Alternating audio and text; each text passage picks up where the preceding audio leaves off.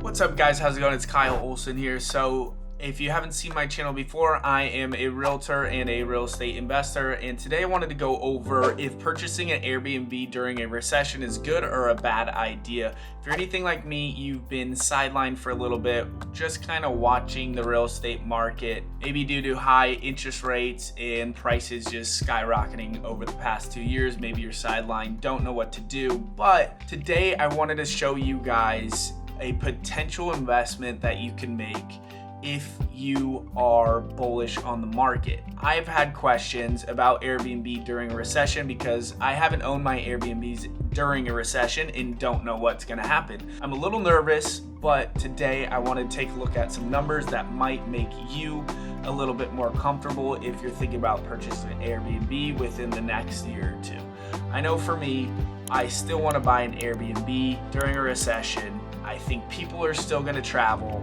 and if anything, they might not be flying to Europe as much. They want to get out of the house and they might be visiting national parks. So let's take a look at these national park numbers and see if potentially investing in an Airbnb right now with a 30-year fixed mortgage rate, and of course making sure the nightly rates make sense and the cash flow makes sense, could be a good investment.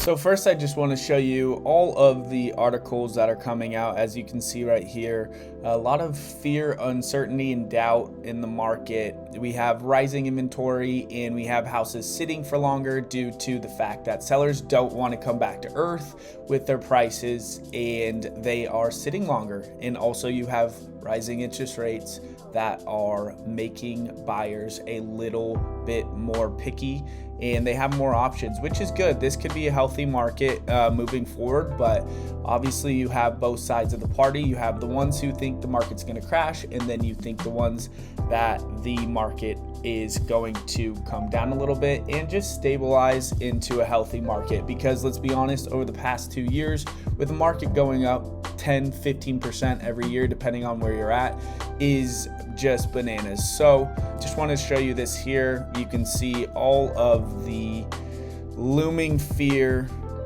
about the upcoming recession and more inventory. But to the national parks, let's see. So this is what really sparked my interest in regards to potentially purchasing an Airbnb right now headed into a recession. My biggest fear is if the Airbnb will stay rented, if people will still travel, especially with gas prices high and food inflation, everything. But it was good to see that this article right here talks about how 08, 09 people were traveling to national parks still, and during that time you were seeing a lot of people lose their jobs and as well as people starting to lose their houses. So you can see more than 285 million people visited national parks and other units of the National Park Service during 2009, up from nearly 275 million in 2008, according to the statistics the agency released Tuesday. Again, this article was released in 2010, so we're just going back and seeing what was happening then. So it says, although the system overall did not set an attendance record, some individual parks had their best years ever in 2009, including Yellowstone, which saw 3.3 million people. Overall, Yellowstone was fourth on the list of the most visited national parks in 2009. The National Park Service said Great Smoky Mountains National Park continued its reign as the most popular park with 9.5 million visitors that year.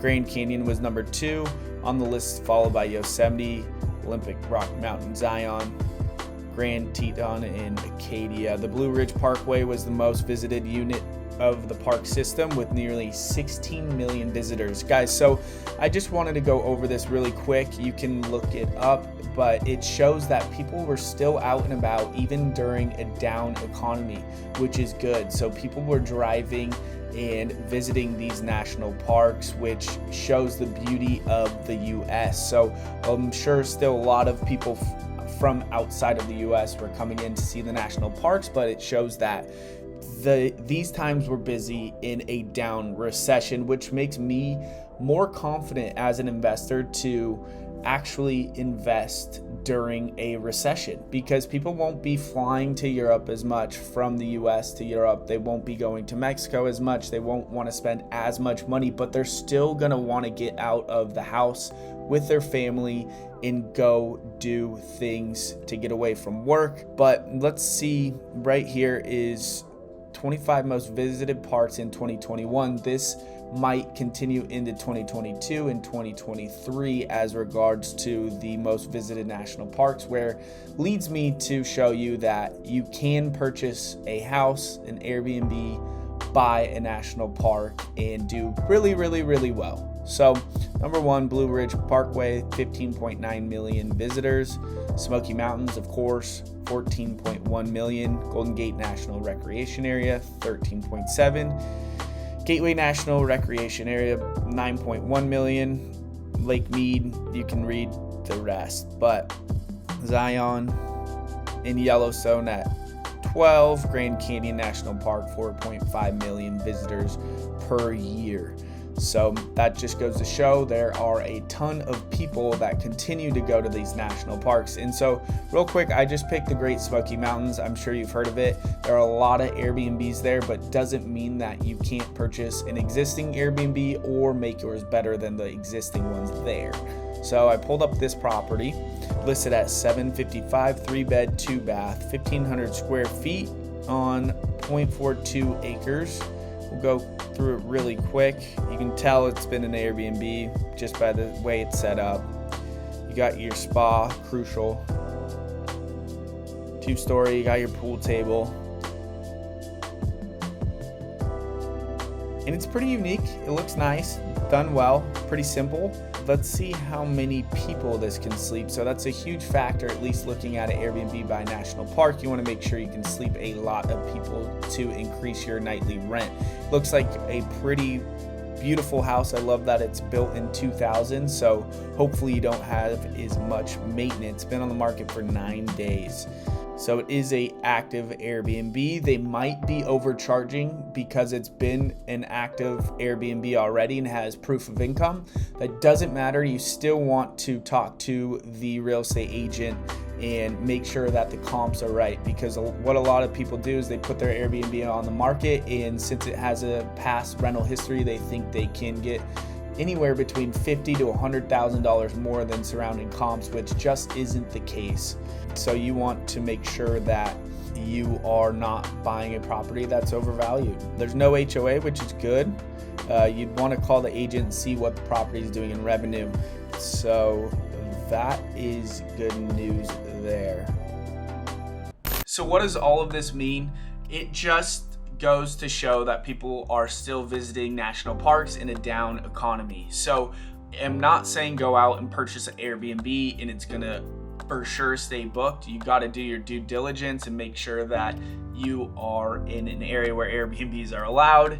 Make sure you get a 30-year fixed mortgage rate, and your nightly rates are going to cover your mortgage, and you're going to cash flow off these properties. So you need to take into account a lot of different things just before you go out and purchase an Airbnb just by any of these national parks. But it's just food for thought. I want to know what you guys think in the comments. Do you think it's a bad idea to purchase an Airbnb right now?